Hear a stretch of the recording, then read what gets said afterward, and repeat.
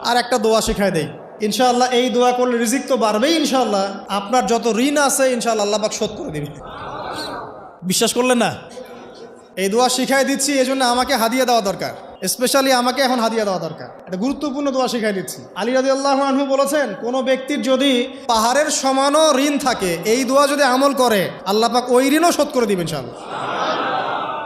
ঋণ কেমন জানেন? ওই যে এখন মানুষ ঋণ নিচ্ছে 1 কোটি টাকা ব্যাংক থেকে, 2 কোটি টাকা ব্যাংক থেকে, হ্যাঁ, কত বছর, 10 বছরের জন্য, 20 বছরের জন্য বাড়ি করছে, তাই না? তার ধারণা এমন যে সে মারা গেলে তার ঋণটা কেউ না কেউ শোধ করে দিবেই দিবে, তাই তো?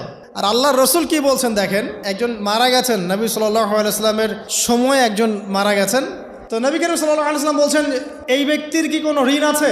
একজন সাহাবী বলেন, হ্যাঁ ইয়া রাসূলুল্লাহ, তো ঋণ আছে। নবীজি বললেন, তোমরা ওর জানাজা পড়ো, আমাকে ডেকো না, তোমরা ওর জানাজা পড়ে নাও, আমি জানাজা পড়তে চাচ্ছি না। আমি এখন কেমন করে আপনাকে বুঝাবো ঋণ কত ভয়ঙ্কর জিনিস? আপনি যে ব্যাংক